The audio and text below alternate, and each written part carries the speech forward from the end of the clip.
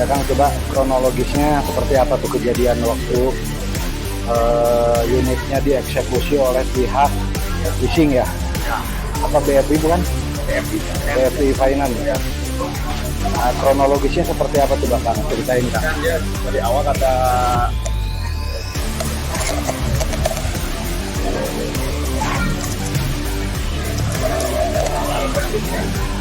temen dia udah diikutin dari belakang katanya Pak, diikutin Kejadiannya kapan? kemarin Jumat sore, Jumat sore tanggal kemarin tanggal 10 ya kemarin ya, tanggal 11 sekarang ya, tanggal 10 berarti benar kemarin Jumat. ya Jumat. Jumat kemarin tanggal Jumat kemarin 10 jam sekitar jam Mei ya. mulai 2024 ya. Ya, 2024. Jadi baru kemarin ya. Ini kan Kemarin. Sabtu. Ya. Kemarin Jumat tanggal 10 Ya, Mei. Kejadiannya di mana? TKP-nya? TKP di daerah Jakarta, Pak. Daerah Jakarta. Dari Cengkareng lah, dari situ kan katanya. daerah Cengkareng. Ya. Nah, terus itu gimana ceritanya mobil bisa ditarik sama leasing? Ya kan leasing kan pernah datang ke rumah, lagi apa? Uang nggak kesebulan. Oh, udah 1 bulan. Ya, awalnya kan. Terus kata dia kan, kebetulan kan saya emang lagi ada masalah kemarin. Saya kan ada uang tapi kurang. Kata dia harus ada uang hari ini. Kalau nggak ada hari ini, Bapak harus bayar hari esoknya 2 bulan langsung. Kata Sekarang saya, pakai baru 1 bulan. ya, terus kata saya gini, oke saya siap bayar langsung 2 bulan, tapi tanggal 13. Kata saya digituin, 13 apa? hari Senin sekarang nih, mau nih. Oh, berarti udah ada janji. Ya saya udah bilang gitu, Bayar. ya kalau mau langsung mau 2 bulan. Nah, Nah kan udah gak ada kabar tuh, kain saya udah aman gitu ya. itu juga waktu collection dari pihak BFI-nya datang ke rumah kapan tuh? Minggu kemarin ke istri juga, Kemarin. ya ke istri. Posisi sudah kan berapa bulan? 1 bulan dia mintanya. Baru 1 bulan. Ya, karena lewat hari itu dia minta harus bayar 2 bulan Pak katanya kan. Kalau lewat hari ini, ya kata saya, kalau 13 tanggal 13 saya siap. Hari Senin besok maksudnya. Ya saya bayar, saya gituin. 13 Mei ya. Ya 13 Mei. Ya kemarin pas teman saya make lagi di Jakarta, cowoknya ada kabar mobil diambil. Berarti kan udah ada janji bayar sama collection. Dia udah mau dibayar. Kalau dia mau minta kan kalau 13 harus 2 bulan. Ya. Sama saya ya siap kalau tanggal 13 mah. Karena saya kan udah gajian lah kalau 13 mah. Kalau hari ini kan kita juga belum gajian gitu. Mobil dipakai kerja. Sebagai kerja. Oh, apa sih? Kalau saya kan kerja di Lazada, dipakai ngirim barang. Ya, ngirim barang. Nah, itu posisinya mobil ada sama teman. Sama teman dia lagi pakai ngambil helm, barang helm. Ambil barang. Ya di gudang. Kerja juga. Ya, dan juga helm. Nah, awalnya kan nggak dikasih sama temen. Terus si pihak leasingnya yang ngambil itu nelpon saya, bilangnya mau ke rumah saya. Sama si teman saya yang bawa 2 mobil lah, mereka berjalan. Oh, pas lagi dia itu. Ya ngebohongin dia. Pas udah mobil dibawa, taunya sama dia udah ke Bogor, dibelokin ke kantor BFI Finance yang di Cengkareng. Ya teman saya disuruh turun, naiklah angkot dia. Udah dengar kabar gitu, saya langsung ke BFI Tajur kan saya, nyamperin. Ya ini kenapa bisa diambil? Tapi pihak customernya nggak jelas jawabannya, malah dia ngasih nomor. Maksudnya pihak BFI Tajur. Ya hubungin aja Pak, nomor ini saya hubungin kan. Jawabannya malah nggak enak. Masa saya harus, kalau mau ngambil barang ini harus dilunasin semua tunggakan saya, kata dia gitu. Bilang gitu dia, telepon sama saya. Itu siapa yang terima telepon dari mana itu? Yang customer service itu ngasih nomor ke saya, suruh hubungi dia. Itu orang mana tuh? Kayaknya orang Cengkareng apa BFI Tajur? nggak tahu, kata dia mah hubungi aja sini. Soalnya di sini orangnya udah lagi pada meeting. Kata si Mbak, Teleponnya ada tadi. ada nomor teleponnya ada. Saya telepon, jawabannya malah kayak gitu, bapak nggak kooperatif semua. Kata saya kan, saya bukan orang jahat kan, saya ada niat baik. Tanggal 13 saya sanggupin bayar 2 bulan langsung. Kenapa mobil diambil? Bapak kan niatnya itu kan yang ngambil bilangnya mau ke Bogor. Padahal udah ada janji bayar. Ya, sama kolektornya. ya, udah Tanggal saya- 13 akan dibayar 2 Ya, bulan. ya saya sanggupin. Tapi tanggal 10 sudah dieksekusi sama Ya itu. Terus udah sampai di situ kan saya hubungin dekorator yang sering ke rumah saya yang kemarin, kolektor. ya yang pegang saya. nggak ada jawaban, nggak ada respon sama dia kemarin tuh. Setelah mobil ditarik. Ya, dia nggak ada niat bantu saya lah gimana lah. Kan saya langsung nyari kan saya dapat tuh Apa namanya, status angsurannya udah berapa bulan masuk 5. Udah 5 bulan. Ya, Berarti nunggak sekarang 2 bulan. 2 bulan. Ya 2 bulan yang harus saya bayar tanggal 13. Harus saya bayar 2 bulan. Ya, kalau udah lewat tanggal 24 kan saya bayar lagi 1 bulan. Tanggal 24 Mei sekarang nih ntar. Tanggal 24 sekarang Mei. Nah, saya harus bayar lagi. 2 bulan. Ya. Oh, berarti baru 1 bulan lewat. Ya, berapa saya Itu ke 2 bulan. Iya, saya cek. Kemarin kan saya cek, Pak emang cepat berapa hari? Kata SIM banyak 47 hari. 47 hari. Iya, dengar SIM customer ngomong ke saya. Baru 47 hari ya teman-teman ya, udah dieksekusi nih. Ya. Dari pihak leasing. Baru 47 hari dan keterlambatan. Jadi pihak BRI Finance sudah langsung eksekusi di luar daripada putusan pengadilan. Nah, ini yang kronologi seperti ini banyak sekali terjadi di lapangan ya, terutama aduan dari masyarakat, karena banyak sekali kejadian seperti ini. Jadi keterlambatan yang baru beberapa hari ataupun dari kalau satu itu kan biasa 30 hari ya.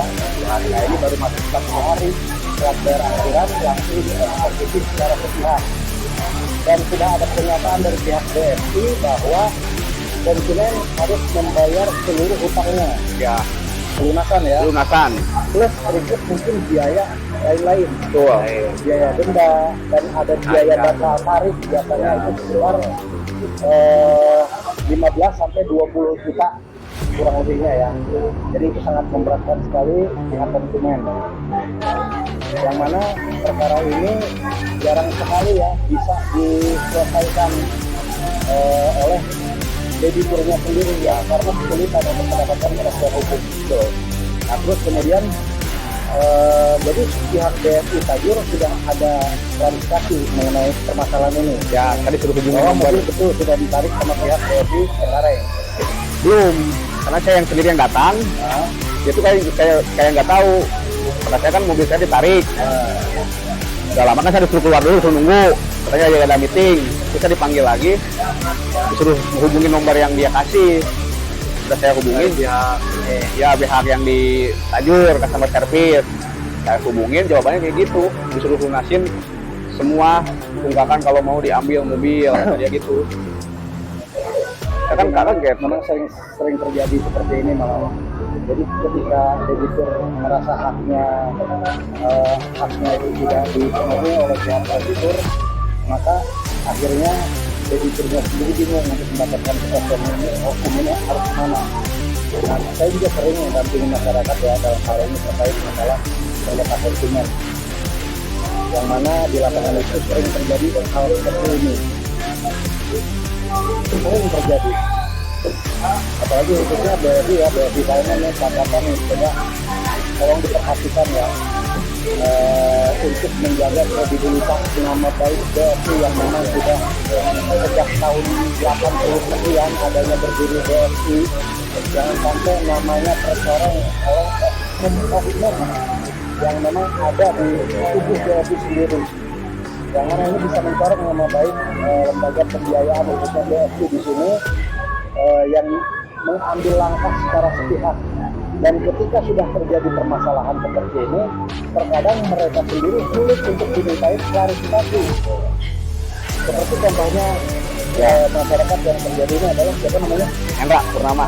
Hendra Purnama. Ya. Hendra Purnama ini atas nama langsung ya? Aku sendiri. Langsung. Ya, sendiri. Prinsipalnya Hendra. Ya, Hendra. Baru ambil 5 bulan bayar angsuran. Ya pertama udah lunas di Wuling.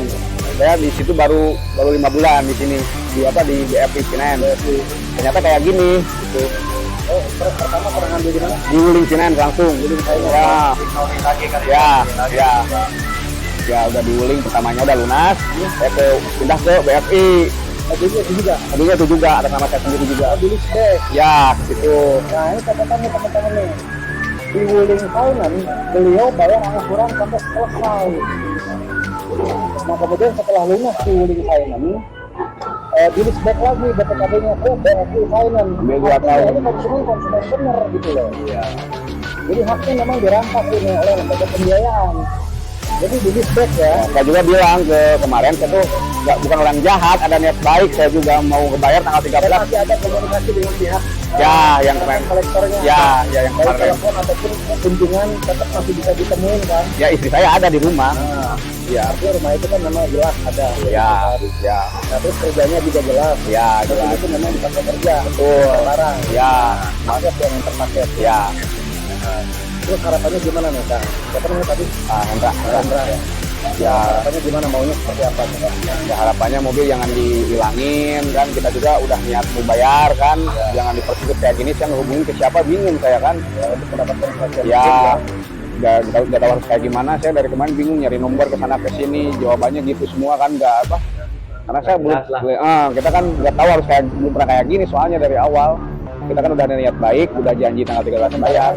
Di dalam undang-undang perlindungan konsumen sendiri memang sudah dijelaskan kalau nggak salah pasal 1 yang mana konsumen ini wajib diberikan informasi sedetail-detailnya, diberikan informasi selengkap-lengkapnya, sejujur-jujurnya. Itu diatur di dalam undang-undang nomor 8 tahun 1999. Jadi tentang perlindungan konsumen. Yang mana pihak kreditur harusnya memberikan arahan kepada konsumen. Karena ini walaupun bagaimana juga konsumennya wajib diberikan arahan, berita acara mengenai eksekusi kemarin itu seperti apa. Karena patut diduga ini adalah eksekusi secara sepihak, eksekusi di luar daripada peradilan. Karena sudah jelas eksekusi itu harus mengikuti SOP sesuai dengan putusan Mahkamah Konstitusi tahun 2019, kemudian diperkuat lagi putusan Mahkamah Konstitusi tahun 2021. Jadi harus secara sukarela dan harus melalui tahapan-tahapan sebelumnya. Ada peringatan pertama, peringatan kedua, peringatan ketiga. Tidak pernah ada peringatan belum? Surat peringatan Belum sampai. belum ada sama sekali. Belum. Surat peringatan pun belum pernah terima sama sekali. Langsung ditarik di tengah jalan, dan itu posisi mobil sedang dipakai kerja oleh rekan kerja ya. Jadi tidak langsung di prinsipalnya yang menyerahkan. Dan itu penyerahannya pun dengan dengan cara-cara yang kurang presisi ya. Yang mana mau diarahkan ke Bogor. Ya betul. Ternyata langsung diberikan ke Kaiman terdekat. Ya betul. BFI mana? Cengkareng. BFI Cengkareng. Jadi ini adalah pernyataan langsung dari prinsipalnya yang namanya siapa tadi? Hendra. Ini yakin ya apa yang menjadi statement ataupun pernyataan ini betul adanya. Ya, yang kejadian kayak gitu. Kejadiannya seperti itu ya. Ya. Jadi status mobil tersebut memang milik Hendra Pribadi. ya, pernah diajukan waktu di awal di Wuling Hainan Ya. Kapel Lunas. Lunas. Kemudian disback lagi ke BRI Ini finance ngambil 2 tahun. Ambil 2 tahun. Ya. Ngambil 2 tahun teman-teman. Jadi ini konsumen yang benar, sebetulnya harus dijaga konsumen yang seperti ini. Jadi lagi dia punya gaji, ya Pak. Jelas kerjaannya, jelas rumahnya, kemudian surat peringatan belum pernah terima. Yang pertama, yang kedua, yang ketiga ini adalah syarat mutlak ketika akan dilakukan eksekusi. Bagi pun juga eksekusi itu harusnya bukan debt collector yang berhak mengeksekusi, tapi pengadilan, jurusita, yang mana harus sesuai dengan putusan pengadilan, inkrah dari pengadilan. Itu ya, kadang-kadang miris kita melihat zaman sekarang ini konsumen ataupun masyarakat itu sulit untuk mendapatkan kepastian hukum mengenai perkara yang konsumen. Ya mudah-mudahan ini bisa menjadi perhatian kepada instansi terkait ya. Dalam hal ini mungkin ada badan sengketa konsumen, itu kan ada kan di Jakarta kalau nggak salah.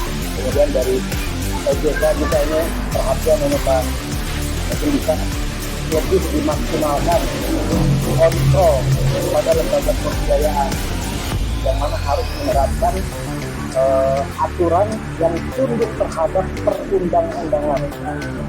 Jadi jangan hanya berpacu kepada aturan baku yang telah mereka lakukan. Perjanjian kredit itu perjanjian kredit itu kan klausul baku. harus disesuaikan dengan perundang-undangan. Undang-undang yang mana di sini yang ada peraturan LPSK, ada undang-undang jaminan sosial, ada undang-undang perlindungan konsumen, itu nggak? Kemudian ada peraturan Kapolri tentang jaminan sosial, itu semua ada aturannya. Jadi tidak serta-merta dilakukan secara sepihak, yang apa namanya, yang secara penuh unsur dengan memperkaya diri sendiri. Dengan itu tadi mungkin keluar, akhirnya pada keluar apa namanya, biaya bakal tarik. Itu sering seperti itu terjadi, sering terjadi kan? Itu enggak? Ya, penarikan lah itu. Iya, biaya bakal tarik 15 juta sampai 20 juta yang dibebankan ke konsumen. Kemudian harus dilunasin keseluruhan total. Itu kan belum ada keputusan. Itu enggak? Baru telat beberapa hari, 10 hari telat. Ya kan saya kemarin pas nanya ke apa bagian customer service, saya kan nanya. Dari kalau 2 lah, ya kurang lebih. Ya. Kalau 2 kan 60 hari. 60 hari. Itu dari 40 hari dari awal masuk. Dan itu belum bisa dikatakan buat prestasi ketika terjadi telat beberapa hari. Toh mereka juga membebankan denda. Betul nggak? Iya betul. Setiap keterlambatan pasti ada denda. Ya dibayar. Betul nggak? Betul. Kenapa harus dieksekusi gitu kan? Harusnya kan ya harusnya diberikan surat peringatan dulu. Ya betul. Kali, 2 kali, 3 kali ya kalau memang sudah ada tanggapan atau pemberitahuan. Bisa mungkin. Ya tapi sekarang lah. Ya. Koordinasi dengan prinsipalnya atas namanya. Kalau di negara kayak terampung atau ya mungkin juga ya begitu, juga keras seperti itu kan. Jadi banyak sekali oknum di lapangan tentunya ya, yang menghalalkan berbagai macam cara mengenai hal eksekusi tadi. Nah, makanya akhirnya timbul image tidak baik terhadap pelaku-pelaku jasa dan kolektor di lapangan. Ya memang tidak semuanya ya, apa namanya, tidak dengan cara-cara yang seperti ini. Banyak juga yang masih manis. Memang seperti itu ada kolektor yang memang sudah apa namanya sudah mumpuni, sudah jam terbangnya sudah lama, senior gitu kan. Mereka lebih mengedepankan bahasa dibanding dengan cara-cara seperti ini. Ada memang banyak sekali orang juga yang melakukan eksekusi secara tidak seperti ini, yang mana ini adalah menjadikan kerugian terhadap konsumen itu sendiri, baik konsumen ataupun masyarakat. Dan mungkin mudah-mudahan dengan adanya diskusi ya, aduan dari masyarakat ini bisa jadi perhatian kepada instansi terkait, lembaga terkait, yang mana bagaimana caranya supaya masyarakat itu bisa mendapatkan kepastian publik. Itu enggak dalam hal terkait dengan masalah kesehatan konsumen. Ya, untuk selanjutnya nanti kita bisa bahas lagi bagaimana teknisnya kita sudah lakukan klarifikasi dengan pihak terkait, dengan desainer, baik yang ditajur ataupun yang dicegarai. Tapi kalau saya rasa kita klarifikasinya cuma tajur aja, karena kan memang katakan kontrak juga dengan tajur ya. Kita biar kita nanti akan coba klarifikasi ataupun mediasi ya dengan pihak, dengan teman-teman yang ada di bawah kita sekarang ya.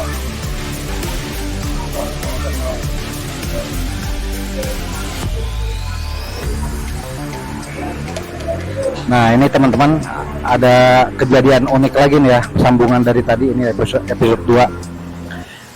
Ini cara pencairan waktu awal kredit di leaseback di mana, di BFI Finance, itu prosesnya seperti apa coba? Pengajuannya berapa? Pengajuan pencairan leaseback waktu itu? Akhirnya Pengajuan pinjam 80 juta. Ya. Kan Disetujuin berapa? itu 80. 80-an ya. Kalau nggak salah lah 80. Terus nerimanya saya 2 kali pencairan. Ya pertama berapa gitu lagi tuh lah, saya ingat berapa gitu. Hampir seminggu apa berapa hari belum ada kabar. Saya nge-WA kan yang survei ke rumah saya. Ya, saya tanya, "Apa ini sisanya kapan?" kata saya. Saya nunggu tuh, saya dikasih nomor atasan dia. Saya nge-WA lah kata dia. Barulah gak lama langsung dicairin sisanya. Berapa? Sisanya yang saya nerima berapa ya? Lupa saya, kayak istri juga sih yang nerima istri. Yang pertama cair berapa? Jadi pencairannya 2 kali. Ya 2 kali. Yang pertama cair berapa?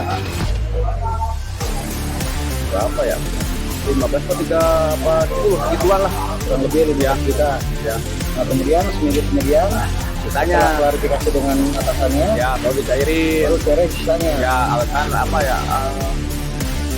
Ditahan oleh pihak pusat lah gitulah, belum ada tanda tangan Jadi katanya. teknisnya mungkin seperti itu ya. Ya, Teknisnya dari mulai pengajuan, akhirnya di approve pengajuan tersebut, kemudian pencairan itu 2 kali teman-teman ya. Yang pertama mencairkan sekitar 10 atau sampai 15 juta kurang lebih ya. Akhirnya pas sudah ditanyakan kepada surveyor, ya, bagaimana nih sisanya ya, untuk yang 2 kali sisanya. akhirnya seminggu lagi baru dicairkan, Ya, minggu kurangan lah, segituan lah. minggu kurang. Nah kemudian sampai hari ini perjanjian kontrak salinannya belum dikasih. Saya belum dikasih, KTP saya juga masih di sana. Pernah saya nge-WA ke bagian yang sales yang rumah sayanya, KTP saya kapan dikirim, Ya, jawabannya ya jelas. KTP sekarang sih KTP saya masih di sana, ditahan. kemudian Ya, kembaliin. Jadi ini juga ada kejadian unik ya, yang mana mungkin ini kesalahan daripada internal BFI sendiri ya. Dari mulai pengajuan, di approve 80 juta, pencairannya 2 kali. Yang pertama cair 10 sampai 15 juta kurang lebih. Kemudian setelah diklarifikasi dari surveyor diarahkan ke atasannya. Ya, saya belum lihat KTP-nya. Kemudian di WA nanya sisanya kapan. Ya, dari tahu saya pas awal tanda tangan perjanjian bayar itu tanggal 16. Ya, nah, tahunya pas saya lihat dari sekarang tanggal 24. Terus saya bayar jatuh Nah, temponya. artinya pencairan 2 kali berarti ya. Ya 2 kali. Pertama 15, kemudian sisanya seminggu lagi. Ya, Nah kemudian sampai hari ini Sudah jalan 7 bulan berarti kurang lebih ya, 7 atau 8 bulan ya, dari mulai pertama perjanjian kredit. Belum pernah diberikan salinan perjanjian kredit. Belum. katanya dikirim ke rumah sama KTP Pak. KTP-nya pun belum dikembalikan. Belum dikembalikan. Belum KTP saya belum. Nah ini sebagai koreksi ya untuk pihak BFI Finance ini harus ditindaklanjuti ya, konsumen seperti ini jangan sampai merasa kecewa atas pelayanan yang telah diberikan oleh pihak BFI Finance dalam hal ini. Jadi pelayanannya itu harus lebih baik lagi mungkin ke depannya, ini sebagai koreksi untuk BFI Finance. Yang mana mungkin juga dari pihak BFI Finance pusat sendiri juga mungkin tidak tahu nih kelakuan ataupun teknis dari cabang-cabangnya. Ini perhatian nih untuk BFI agar segera menindaklanjuti cabang yang memang terindikasi mungkin diduga ada oknum-oknum yang bermain di dalamnya. Ya betul nggak? Sampai hari ini belum dikembalikan tuh KTP. Belum ya. Sampai KTP pun belum pernah dikembalikan kepada atas nama. Apalagi perjanjian kredit salinannya belum pernah dapat. Jadi ini sebagai koreksi ya, catatan buat lembaga pembiayaan yang lain ataupun khususnya memang BFI Finance. Terus ada keluhan apa lagi, Kang? Apalagi nih yang kurang kira-kira? Ya kemarin kan lah ya ke pihak customer, apa emang kayak gini kalau telat. Tahu saya kan belum 3 bulan itu mobil nggak diambil. Kata dia kalau di BFI nggak kayak gitu katanya. Beda lagi peraturannya kata si customernya. Tahu-taunya kayak gini, kejadian kayak gini. Jadi saya juga kaget tuh jadi kayak gini. Peraturannya seperti apa nggak dijelaskan. Nggak jelaskan. Hanya bilang peraturannya seperti ini aja gitu. Ya kata si customernya kalau di BFI nggak kayak gitu katanya. Nggak 3 bulan lah. Terus saya kemarin nanya sempat datang ke situ juga. Karena saya juga panik. Nah, terus BASPK-nya ada tadi kan, berita acara serah terima kendaraannya ada. Pas awal Itu dari temen tuh. ya ada kata apa penarikan dikasih ya dikasih Itu tanda tangan nggak sih itu siapa temennya? tanda tangan Itu tanda tangan ya? ya mungkin karena juga bagaimana kan soalnya kan awalnya kan bilangnya mau ke Bogor tahu-tahu dibelokin ke cabang terdekat ya turunin di situ. Ya ini prinsipalnya nggak terima ya teman-teman, karena kan ya waktu dieksekusi itu adalah pihak lain ataupun rekan kerja dari atas namanya sendiri. Jadi atas nama tidak merasa secara sukarela menyerahkan kendaraan tersebut. Yang menyerahkan pada waktu itu memang rekan kerjanya beliau nih, yang pada saat itu memang sedang dipakai tugas, sedang dipakai kerja mengirim barang helm ya. Ya memang pekerjaan sehari-hari beliau adalah antar paket. Begitu juga rekan kerjanya. Seperti itu ya kejadiannya ya. Jadi ini sebagai catatan ya, baik untuk lembaga pembiayaan ataupun lembaga terkait, instansi terkait yang mana harus diperhatikan ya, keluhan yang sering terjadi di lapangan. Itu aja mungkin yang disampaikan ya Pak. Mudah-mudahan nanti ada jalan keluarnya ya. Coba kita nanti klarifikasi dengan pihak terkait.